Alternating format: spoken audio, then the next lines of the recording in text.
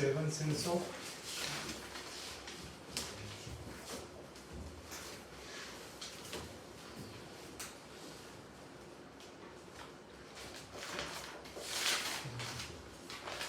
गांधी जी पिछली शताब्दी के सबसे बड़े फिलोसफर कौन है? गांधी जी। ठीक है, गांधी जी का नाम हम लोग बेसिकली इसमें जानते हैं राजनीति के अंदर, ठीक है, या हम लोग जानते हैं उनको नोट पर। नोट पे कौन है? बापू है। हमारे राष्ट्रपिता कौन है? महात्मा गांधी। गांधी जी का राजनीति से ज्यादा नाता माना जाता है, लेकिन गांधी जी क्या थे? एक फिलोसफर भी थे, फ्रीडम फाइटर तो थे ही, फिलोसफर भी थे और मोरल एजुकेटर भी थे। नैतिकता का ज्ञान भी दिया करते थे, दार्शनिक बातें भी किया करते थे। अब जो उन्होंने दार्शनिक बातें की तो किस आधार पे की? गांधी जी को जब हम लोग पढ़ते हैं या गांधी जी के बारे में थोड़ा बहुत जितना भी हम लोग जानते हैं तो हमें पता लगता है कि गांधी जी ने सभी धर्मों को समान रूप से जाना और पहचाना। गांधी जी ने हिंदू धर्म को भी पढ़ा, हमारा सनातन धर्म था उसके बारे में उन्होंने पूरी पढ़ाई करी और उसको फॉलो भी किया करते थे वो।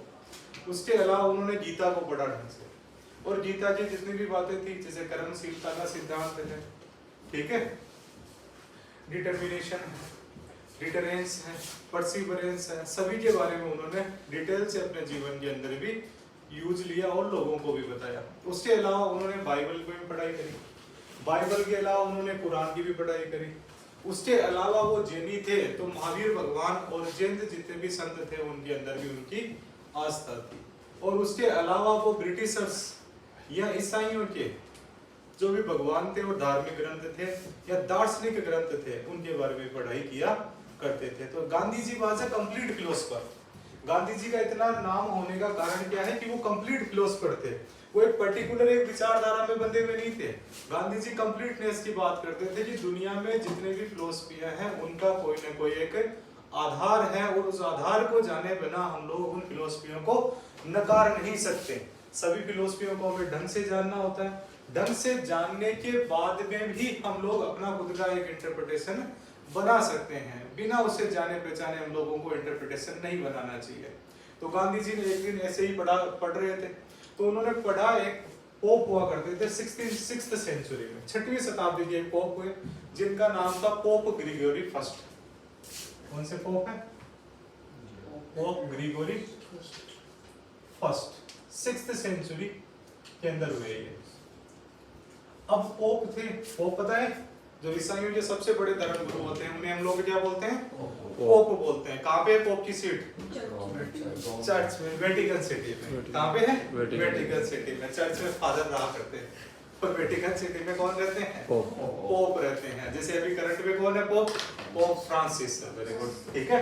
तो वैसे 6th सेंचुरी के अंदर पोप ग्रिगोरी हुए। ग्रिगोरी एक दिन बाइबल पढ़ रहे थे, बाइबल पढ़ते पढ़ते उन्होंने कहा कि यार धरती पे बहुत ज्यादा पाप बढ़ गया है। अब पाप बढ़ गया है तो पाप कितने टाइप का है? उन्होंने कहा यार पाप तो हजारों टाइप का है। यार 1000 पाप तो मैं बता नहीं सकता, ना ही मैं लोगों को समझा सकता। तो उन्होंने 7 पापों के अंदर उनको डिफाइन कर दिया कि व्यक्ति में 7 कार्डिनल सिंस या 7 डेडली सिंस होते हैं। कितने सिंस होते हैं? 7 डेडली सिंस का कॉन्सेप्ट दिया उन्होंने। 7 डेडली सिंस यानी 7 ही मुख्य पाप हैं। और जितने भी पाप करता है आदमी या कोई भी व्यक्ति पाप करता है तो उसके पीछे इन 7 पापों का ही रोल रहता है। अब वो 7 पाप देखते हैं क्योंकि वो 7 पाप ही बाद में गांधी जी के 7 सोशल सिंस का क्या बनेंगे? आधार बनेंगे। तो पहला पाप उन्होंने बताया वैन ग्लोरी और प्राइड। कौन सा पाप बताया? ये पोप ग्रिगोरी ने बताया था, ठीक है ना। ये 7 वैन ग्लोरी और प्राइड। हम तो हम है, बाकी सब पानी कम है, ठीक है। मेरे बराबर कोई नहीं, हम जैसा कोई नहीं है, ठीक है। क्या लेना देना है इस पे? मेरे सामने टिकता नहीं है। जेब के अंदर थोड़ी सी जेब खुल गई, बोलते हैं तो ठीक है कि हम डांस शुरू कर देते हैं, कच्ची शुरू कर देते नहीं कर देते। यानी हम लोग अलग ही प्रकार का व्यवहार शुरू कर देते हैं जैसे ही हमारे पास में कोई छोटी सी चीज आती है। जैसे अध जल गगरी छलकत जाए। अगर मुझे थोड़ा सा भी नॉलेज हो गया है, थोड़ा सा नॉलेज होते ही मैं क्या करूंगा? सारे टाइम में नॉलेज ही बगा रहा हूँ कि मेरे जैसा कोई नॉलेजेबल व्यक्ति नहीं है। थोड़े से मेरे पास में पैसे हो गए, पैसे होते ही मैं दुनिया को दिखा रहा हूँ कि मेरे जैसा कोई पैसे वाला नहीं। अरे तू कचरा है, ठीक है, मेरे बराबर पैसे कमा के दिखा। और हर व्यक्ति को हम ज्ञान देना चालू कर देते हैं, नीचा दिखाना चालू कर देते हैं। ग्लोरी में क्या आता है बेसिकली, खुद को ऊपर मानना, दूसरे को नीचे मानना। बेसिक इसका सेंस क्या है, खुद को औरों से थोड़ा सा या बहुत ज्यादा ऊपर मान लेना और दूसरों को इक्वलिटी की भावना पे नहीं रखना। जब ऐसा भाव हम लोग उत्पन्न करते हैं हमारे मन के अंदर, तो इससे दिक्कत क्या होती है, ये पाप कैसे बना, ये पाप इस आधार पे बना कि जैसे ही मैंने खुद को दूसरों से ऊपर माना और दूसरों को मुझसे नीचे माना, तो उन लोगों के भाव मेरे खिलाफ एक भावना बन जाएगी। और जो खिलाफ भावना बनी उसने किसको जन्म दिया, वॉयलेंस को जन्म दिया। किसको जन्म दिया है, वॉयलेंस को, यानी हिंसा को जन्म दिया उसने। और जो चीज धरती पे हिंसा को जन्म दे वही क्या है, पाप है। चाहे मन की हिंसा हो, चाहे वचन की हिंसा हो, चाहे कर्म की हिंसा हो। हिंसा कैसे भी हो सकती है, मन के अंदर की, ठीक है, मन ही मन में हिंसा की, यार इसको तो एक दिन बुरा हो, इसका धन खत्म हो जाए, इसका नॉलेज खत्म हो जाए, इसकी सुंदरता खत्म हो जाए, इसका सब कुछ बिक जाए। दूसरे के मन में ऐसी भाव आएगा, यानी वो एक प्रकार से क्या हो गई, हिंसा हो गई। कई बार कि यार क्या है, क्या लेना देना है, हम भी बढ़ जाएंगे, वही तो है ना। तीसरा क्या करेगा, उसको लूटने चला जाएगा। अगर ग्लोरी ज्यादा दिखाएगा तो वो घमंड क्या हो जाएगा, हिंसा का रूप ले लेगा। जैसे हम लोग बोलते हैं ना, घमंड तो रावण का ही नहीं ठहरा, तो तेरा तो घमंड ही किया है। तो रावण के अंदर एक दुर्गुण क्या था, इतना महान पंडित, इतना ज्ञाना पंडित होने के बावजूद, इतना बड़ा शिव भक्त होने के बावजूद रावण के अंदर कौन सी कमी थी, कौन सा पाप किया उसने, घमंड वाला पाप, कि मेरे बराबर कोई नहीं है। इसीलिए पोप ने प्राइड को, वेन ग्लोरी को क्या माना है, एक प्रकार का पाप माना है। क्या माना है, पाप माना है। क्योंकि ये वेन ग्लोरी किसको जन्म देती है, वॉयलेंस को, हिंसा को जन्म देती है। दूसरा उन्होंने पाप माना ग्रीड को। इसको ग्रीड, लालच। लालच, लालच का क्या मतलब होता है, लालच का सीधा सा मतलब होता है कि धरती पे जितनी भी चीजें हैं वो मेरे अंडर में होनी चाहिए, मेरे कंट्रोल में होनी चाहिए। जैसे अलाउद्दीन खिलजी क्या बोलता है, दुनिया की हर नायाब चीज पे अलाउद्दीन का अधिकार है। तो अलाउद्दीन का क्या है, लालची है। तो इसीलिए अलाउद्दीन को इतिहास ले डूबा। और एक तो इतना बेहतर प्रशासक होने के बावजूद, इतने बेहतरीन सुधार करने के बावजूद भी एक आक्रांता के रूप में, एज एग्रेसिव के रूप में वो हिस्ट्री में डिफाइन किया जाता है। ठीक है ना। कारण क्या है उसका, ग्रीड।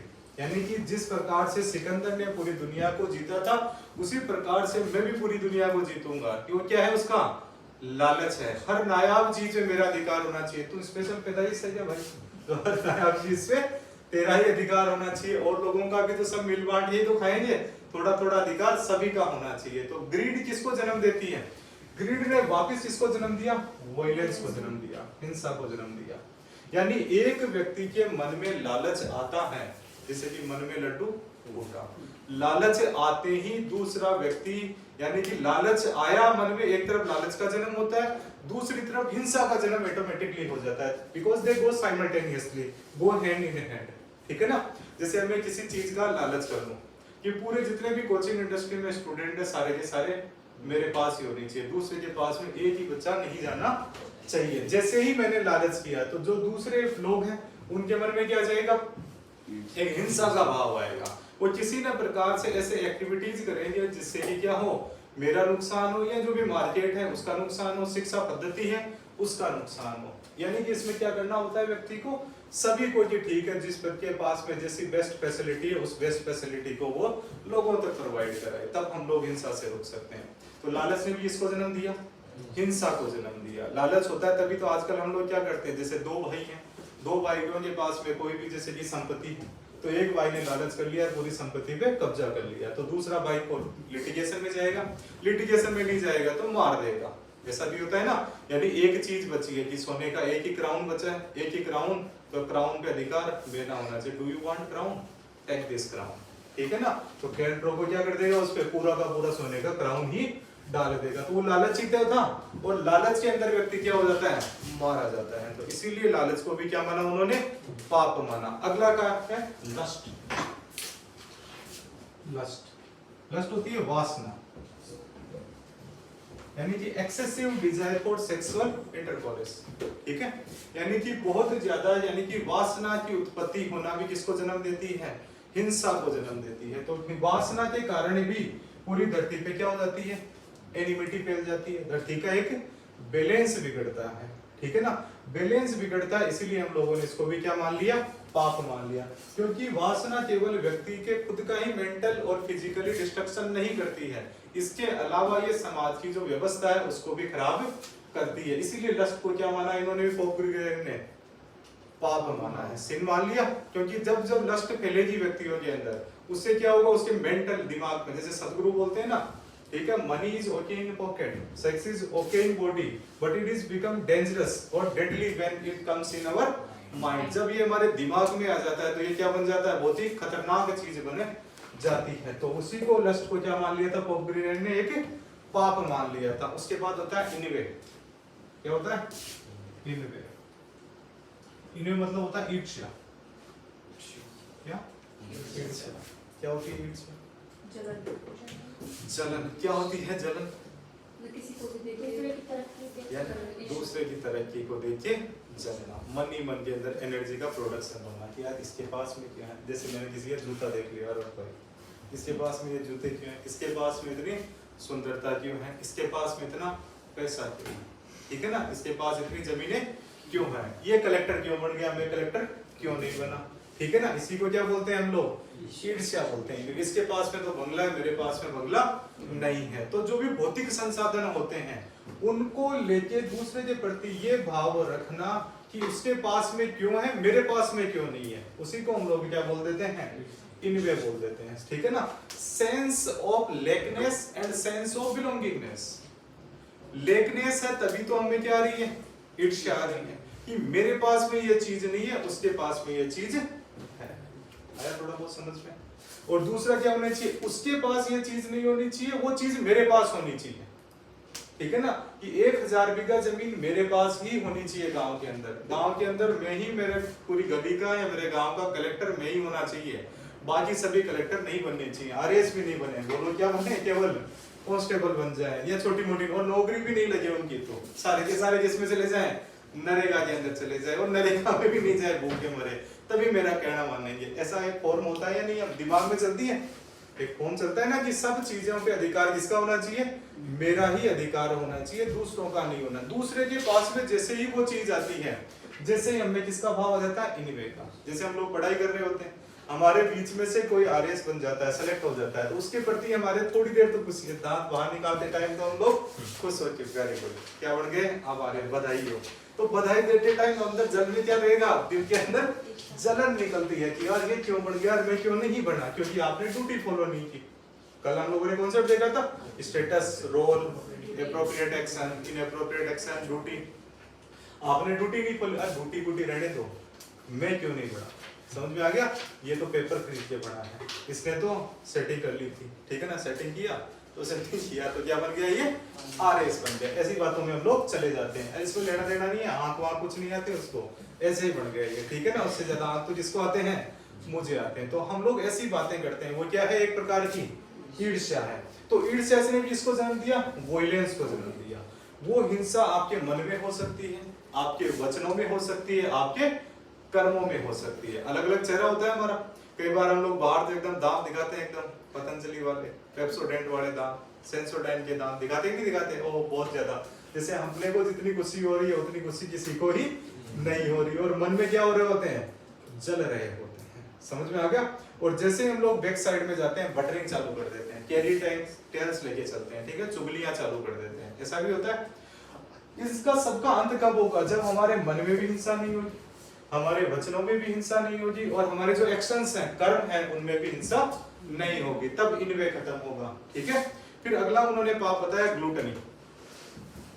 पाप बताया ग्लूटनी। ग्लूटन का मतलब क्या होता, पेटू, देखा था, ग्लूटनी यानी ज्यादा खाना भी क्या है, एक प्रकार का पाप है, और ज्यादा पीना ये भी पाप है। पाप क्यों बताया, हम लोग लेते हैं रोज कि एक्स्ट्रा पी लिया, एक्स्ट्रा पी के क्या पड़े हैं, नाड़ी के पास में पड़े हैं, टाबर पैर उठा रहा है और पत्नी क्या रही है, हाथ और ऊंच के लेके जा रहे हैं कि चलो मेरे बर्तार घर पे, तो चलो, और वो क्या निकाल रहा है, ठीक है जी, मैं मार दूंगा, काट दूंगा, ऐसे उछड़ के पड़ रहा है, थोड़ी देर में नाड़ी के लिए नाड़ी में भी गिर जाता है। तो एक्स्ट्रा जो हम लोग ड्रंकनेस करते हैं, ज्यादा दारू पीते हैं, वो भी क्या है, एक प्रकार का पाप है। ज्यादा खाते हैं, वो भी क्या है, पाप है। क्योंकि कई बार ज्यादा खा के देखना, जैसे हम लोग जीवने जाते हैं, फुल डाइट लेके आ जाते हैं कि आज स्वामी आज आने दो नहीं, ये खाना तो फ्री का, पेट है हमारा, तो हम लोग उसको भर लेते हैं। भरने के बाद 2-3 दिन दुख पाते हैं, पूरी रात दुख पाएंगे एक तो, उसके बाद में अगले दिन भी दुख पाएंगे, अगले दिन भी दुख पाएंगे, पेट्रोजिल मेट्रोजिल इनको ही लेते फिरेंगे। ऐसे हालात हो जाते हैं या नहीं हो जाते? तो वो ज्यादा पेटू के कारण होता है। पेटू के कारण हम लोगों ने खुद के प्रति ही हिंसा कर दी है, हम लोग दूसरे के प्रति हिंसा नहीं कर रहे होते। अगर हमारे को किसी ने नुक्ता दिया है, जीवने के लिए बुलाया है, उस दौरान हम लोग उसका जीवन तो जीव रहे हैं, लेकिन अगर हम लोग एक्स्ट्रा जीव रहे हैं तो हम लोग किसके साथ पाप कर रहे हैं? खुद के साथ में ही हम लोग हिंसा कर रहे हैं। क्योंकि पेट की कैपेसिटी है कि भाई साहब आप 500 ग्राम खाओगे, 400 ग्राम खाओगे, 300 ग्राम खाओगे, सबकी अपनी अपनी कैपेसिटी है या नहीं है? लेकिन हम लोग उसमें ठूंसते जा रहे हैं, खाना नहीं खा रहे हैं, क्या कर रहे हैं? ठूंसते जा रहे हैं। और काजू कतली तो बच गई, अरे अभी तो रसमलाई तो, ये घेवर तो बच ही गया, मेरा फेवरेट तो घेवर ही है, ये खाए बिना तो मैं नहीं जाऊं। अब तो कॉफी तो बच ही गई है, कॉफी तो पी लेते हैं। इसको पचाने के लिए लास्ट में यार सोडा तो ले लेते हैं, सोडा हो गया, अरे पान तो बाकी रह गया। यानी कि आने दो, यानी हम लोग हमारे पेट के साथ क्या कर रहे हैं?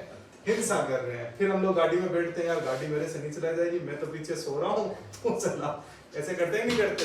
तो वो भी हम लोगों ने क्या कर दिया, एक प्रकार की वॉयलेंस कर दी, एक्स्ट्रा ड्रंकनेस कर दी। एक्स्ट्रा ड्रंकनेस करने के साथ हम लोगों ने खुद का सेंस तो खोया ही, खुद का सेंस खोने के साथ साथ हम लोग अपने जो मुखमंडल है उससे बेहतरीन भाषा का उपयोग कर रहे हैं और बेहतरीन वर्ड्स दे रहे हैं समाज को, आसपास के लोगों को।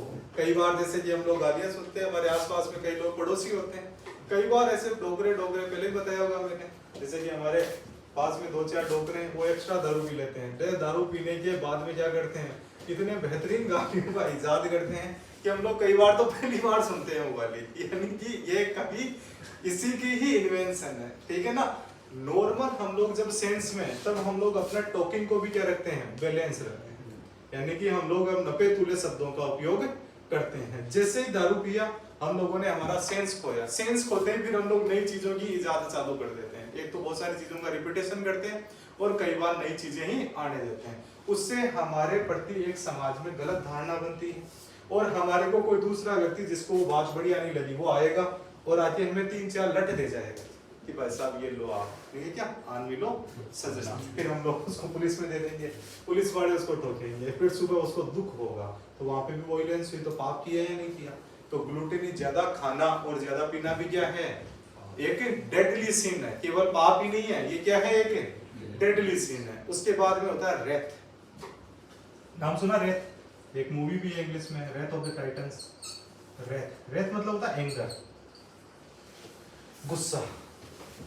जितने भी हम लोग जो मोरल टीचर्स होते हैं, जो यूट्यूब पे एजुकेशन की बात करते हैं या थोड़ा सा मोटिवेशन की बात करते हैं, इस गुस्से के बारे में वो लोग बहुत ज्यादा बातें करते हैं, ठीक है ना।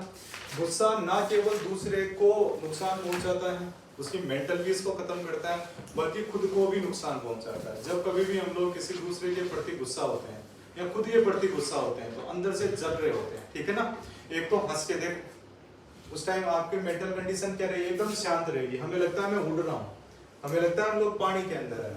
और जैसे ही हम लोग गुस्सा होते हैं तो हमें लगता है कि हमारे को लाखों भेड़ियों ने जकड़ लिया है। एक अजीब सी फीलिंग आती है कि नहीं आती, कि हमारे को लगता है कि मैं इसे छुड़ा के भाग जाऊं। और हम लोग एक्स्ट्रा एनर्जी का उपयोग करते हैं, और वो एक्स्ट्रा एनर्जी कहाँ से निकल के आती है? हमारे दांतों में दिखती है, तो दांत पीसने लग जाते हैं हम लोग, या आंखों में निकल जाती है, आंखें काटने लग जाते हैं, ठीक है, नाक को फुलाने लग जाते हैं, सांसें बढ़ जाती है, हमारे कान चौड़े हो जाते हैं, जितने भी हमारे ये क्या है चौड़े होने लग जाते हैं। हमारे को एक अजीब सा होता है ना, मुंह फूल जाता है कि मुंह क्यों फुला रखा है, एक शब्द तो उपयोग किया जाता है, यानी कि एक्स्ट्रा रेस्पिरेशन स्टार्ट हो जाती है, एक्स्ट्रा एनर्जी हो रही है, फिर हम लोग बहुत ज्यादा बोलने लग जाते हैं और हार्ड शब्दों का उपयोग कर देते हैं।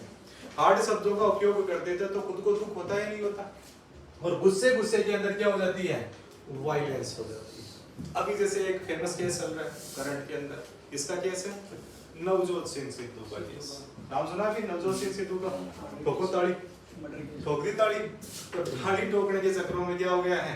नवजोत सिंह सिद्धू को अभी सुप्रीम कोर्ट ने हाल ही में क्या दे दी है? 1 साल की सजा दे दी है। अब नवजोत सिंह सिद्धू में क्या आया? गुस्सा आया। नवजोत सिंह सिद्धू थे 25 साल के, 25 साल के थे, कार पार्किंग पे जा रहे थे कि मैं अपनी गाड़ी निकालूं। वहां पे एक बुजुर्ग व्यक्ति थे, उन बुजुर्ग व्यक्ति के साथ में उनकी क्या हो गई? थोड़ी सी बहस हो गई। नवजोत सिंह सिद्धू को थोड़ी सी जल्दी थी कि मैं जल्दी निकलूं, तो बुजुर्ग ने कहा कि मैं भी तो निकल रहा हूं। तो नवजोत सिंह सिद्धू बाहर आते हैं, 25 साल का युवा, सामने एक बुजुर्ग है, हाथ में बैट रहता है और ग्लव्स निकालते हैं। ग्लव्स निकालते ही उस बुजुर्ग की क्या मार देते हैं, मुक्का मार देते हैं। मुक्का मारते ही बुजुर्ग की क्या हो जाती है, डेथ हो जाती है। ठीक है, नवजोत सिंह सिद्धू को पकड़ लिया जाता है। पकड़ने के बाद उनको कहां पे ले जाते हैं, ट्रायल कोर्ट के अंदर लेके जाते हैं। ट्रायल कोर्ट उन्हें बरी कर देता है। क्यों बरी करता है, उसका ये कारण रहता है कि नवजोत सिंह सिद्धू जब उस व्यक्ति को मार रहे थे, यानी उन्होंने उसको मुक्का मारा, तो उनका ये इंटेंशन नहीं था कि मैं उस व्यक्ति की हत्या कर दूं। उस व्यक्ति को मारने का उनकी कोई इंटेंशन नहीं था। ना ही नवजोत सिंह सिद्धू को ये नॉलेज था कि मेरे मुक्का मारने से उस व्यक्ति की डेथ हो जाएगी। कई बार हम लोग होते हैं ना कि कोल में मुक्को ठोक दिया, मुक्का जबड़ा तोड़ दिया, उससे हमें लगता है कि हम लोग उस व्यक्ति को मारेंगे। मारने के लिए हम लोग क्या करते हैं, अगर बेट से मारते तब उसमें लगता है कि बेट से लगातार सर पे मार रहे हैं, हम लोग चोट कर रहे हैं, तब हमें लगता है कि उसने मारने के लिए ही एक्शन किया था। तो ट्राई कोर्ट से क्या हुए, नवजोत सिंह सिद्धू बरी हो गए। फिर कोर्ट गया, हाई कोर्ट में पहुंचे, अपील किया केस को। अपील गई हाई कोर्ट में। हाई कोर्ट ने नवजोत सिंह सिद्धू को, एक सेक्शन होता है आईपीसी का, सेक्शन 304, उसका पार्ट 2, उस पार्ट 2 के अंदर माना कि नवजोत सिंह सिद्धू ने सदोष मानव वध कारित किया, कल्पेबल होमिसाइड किया। कल्पेबल होमिसाइड का दोषी मानते हुए नवजोत सिंह सिद्धू को हाई कोर्ट ने 3 साल की सजा सुना दी। ठीक है, फिर नवजोत सिंह सिद्धू ने अपील कहां पे की, सुप्रीम कोर्ट के अंदर अपील करी। सुप्रीम कोर्ट ने क्या माना, सुप्रीम कोर्ट ने कहा कि नवजोत सिंह सिद्धू है, नवजोत सिंह सिद्धू को हम लोग कल्पेबल होमिसाइड का दोषी नहीं मानेंगे, क्योंकि नवजोत सिंह सिद्धू ने जब उस बुजुर्ग पे हमला किया, जब मुक्का मारा, उस दौरान नवजोत सिंह सिद्धू का कोई इंटेंशन नहीं था, नवजोत सिंह सिद्धू का कोई नॉलेज भी नहीं था कि इस एक्शन से उस बुजुर्ग की डेथ हो जाएगी। उन्होंने कहा कि आईपीसी का एक सेक्शन है, सेक्शन 39, उसके अंदर स्वेच्छा को डिफाइन कर रखा है, जैसे knowledge plus intention that is स्वेच्छा, यानी स्वेच्छा से उन्होंने उस व्यक्ति को नहीं मारा, तो कल्पेबल होमिसाइड उन्होंने नहीं लिया। और नवजोत सिंह सिद्धू पे उन्होंने धारा 323, एक आईपीसी की धारा होती है, कौन सी, आईपीसी 323, 323 के अंदर नवजोत सिंह सिद्धू को बुक किया। बुक करने के बाद उन पे नवजोत सिंह सिद्धू पे उन्होंने एक 1000 रुपए का जुर्माना लगा दिया। ठीक है, नवजोत सिंह सिद्धू पे 1000 रुपए का जुर्माना लग जाता है। जुर्माना लगा गया तो जो बुजुर्ग व्यक्ति थे, उन बुजुर्ग व्यक्ति के परिवारजनों को यह संतुष्टि नहीं थी कि हमारे जो घर के बुजुर्ग थे उनको सिद्धू ने मार दिया। मारने के बावजूद इसको सुप्रीम कोर्ट ने केवल कितने हजार का जुर्माना लगाया, 1000 का जुर्माना लगाया। हमें न्याय नहीं मिला है, न्याय नहीं मिला तो उन्होंने अपील करी सुप्रीम कोर्ट के। पुराने जमाने में सुप्रीम कोर्ट में कोई भी पीड़ित पक्ष होता था, उसके परिवार के लोग अपील नहीं कर सकते थे। हाल ही के अंदर सीआरपीसी, क्रिमिनल प्रोसीजर कोड 1973, उसका एक सेक्शन है, सेक्शन 372, उसके अंदर एक प्रोविजो जोड़ा गया है। उस प्रोविजो का नाम है, एक प्रोविजो जोड़ा गया, उस प्रोविजो के अंदर यह प्रावधान किया गया है कि कोई भी पीड़ित पक्ष का व्यक्ति है, वो व्यक्ति किसी भी कोर्ट में या सुप्रीम कोर्ट के अंदर अपील कर सकता है किसी भी सजा के विरुद्ध। पुराने जमाने में राज्य अपील किया जाता था, यानी जो बुजुर्ग व्यक्ति मरे वो किसका कोई पार्ट थे, वो राज्य का हिस्सा थे, क्योंकि हम लोग सब किसकी बॉडी है, एक स्टेट की बॉडी है, तो स्टेट ही अपील किया करती थी। तो स्टेट के मन में आया तो कर दिया, नहीं मन में आया तो नहीं किया। तो स्टेट की क्या थी, इसमें एक मोनोपोली थी। क्या थी, मोनोपोली थी। लेकिन पीड़ित पक्ष ने क्या किया, अपील किया। अपील करने के बाद में सुप्रीम कोर्ट ने उसको दोबारा सुना।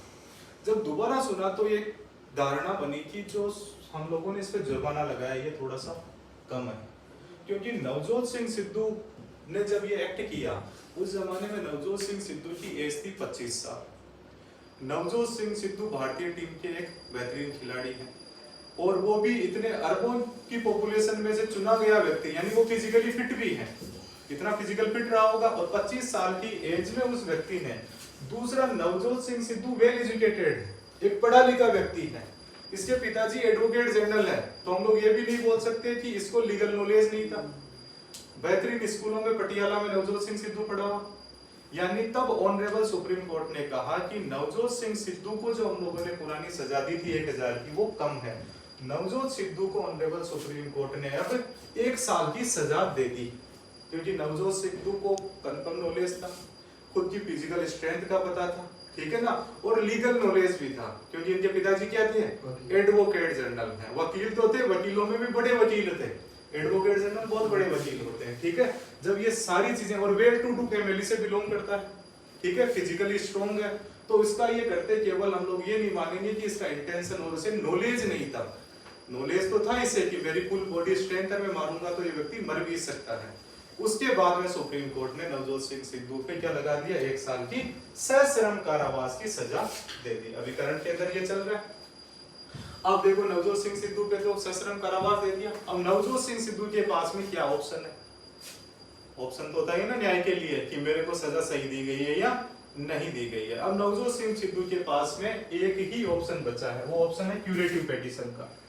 क्यूरेटिव पेटिशन, क्यूरेटिव पेटिशन को कोई और लेक्चर में भी देख लेंगे। इसको बेहतर तरीके से डिफाइन किया गया है Sanjay Dutt arms act case के अंदर। संजय दत्त के पास एक केस 56 पकड़ी गई थी, उसके अंदर इस केस को, इस जो ये सिद्धांत है क्यूरेटिव पेटिशन का, उसको बेहतर तरीके से समझाया गया है। इसको कोई और लेक्चर में देख लेंगे। समझ में आया? तो गुस्सा करने का कितना बड़ा नुकसान करना पड़ता है, ठीक है। तो आदमी के पास में ठोको ताली कहने का ही मौका नहीं मिलेगा। अब आप जेड़ते रहो और क्या ठोको, तालियां ही ठोको। कपिल शर्मा का सो भी गया आपका, ठीक है ना।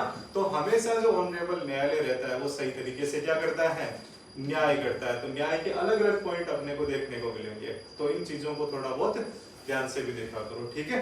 तो एंगर से कितना नुकसान कर लिया इसने, तो एंगर का इसलिए पाप है या नहीं है? इसलिए पोप ग्रेगरी ने क्या माना, इसको पाप माना। उसके बाद में जो लास्ट पाप है वो है स्लॉथ। 7th पाप क्या है? स्लॉथ। ये है आलस्य। आलस अपने आप में पाप है या नहीं? यानी कि आलस आप लोग कर रहे हो, मतलब अपने ना तो उचित कर्म कर रहे, ना ही अनुचित कर्म कर रहे, ना ही आप कर्तव्य का पालन करने हो। तो भाई साहब इस धरती पे क्यों आए? जहाँ पे आपको बैठे रहना था वहीं पे बैठे रहते। यानी आप एक प्रकार से क्या हो, जिंदा लाश हो। जिंदा लाश के अलावा हम लोग कुछ नहीं है। आलसी व्यक्ति का कोई धरती पे काम होता है? जैसे फिल्म है बिजनेस नंबर 1 बिजनेसमैन, वो बोलता है ना कि जिंदा, ये जो मुर्दा लोग, जिन लोगों के पास में कोई लक्ष्य नहीं होता, उन लोगों का जीवन मुर्दे के समान है। उन लोगों के जीने और मरने से दुनिया को कोई फर्क नहीं पड़ता। तो वो लोग कौन से हैं? आलसी लोग हैं। अब हमारे को उठना था 7 बजे, उठे हम लोग शाम को 7 बजे। पूरे दिन क्या कर रहे थे हम लोग? आराम से सो रहे थे, रील को स्क्रॉलिंग चल रही थी, ठीक है ना, कच्चा बादाम चल रहा है, ठीक है ना, या फिर और कोई गाना चल रहा होगा। तो हम लोग आलसी की तरह पढ़ रहे हैं। तो यानी कि हमारे को जब धरती पे भेजा गया है तो हमारा काम क्या है, यहाँ पे कोई ना कोई कार्य करना या एंजॉय करने के लिए भेजा है हम लोगों को। टूरिस्ट बना के तो भेजा है भगवान ने यहाँ पे हमें। तो उन्होंने कहा है कि वहां पे खूब सारे मजे लेके आ तू, खूब सारा काम कर, खूब सारे मजे ले, ज्यादा टेंशन मत ले, तेरे को मैं एक दिन वापस बुला लूंगा, वहां परमानेंट नहीं रुकूंगा, वहां पे पड़ा मत रहना पड़ता। पड़े रहने के लिए तेरे लिए मैंने अलग से जगह बना रखी है, मरने के बाद में परमानेंट सो जाना, तो सोने के लिए तो व्यवस्था कर रखी है ना। तो जिंदा है तब तक फुल काम कर। इसीलिए पोप ग्रेगरी ने आलस्य को भी क्या माना? पाप माना। क्योंकि जो पाप आलसी व्यक्ति है वो अपने आप में क्या है, मुर्दा समान है। तो ये 7 पाप जब गांधी जी को पता लगे तो गांधी जी ने कहा कि यार मेरा भी तो इंटरप्रिटेशन है, ठीक है ना। Why should Pope Gregory have all the knowledge, I too have some knowledge. अब हम लोग इसको किसमें बदल देंगे, इसको तो डेडली सिन बनाया, यानी कि कॉमन पाप है सारे के सारे। गांधी जी ने इसको 7 सोशल सिंस के रूप में बताया।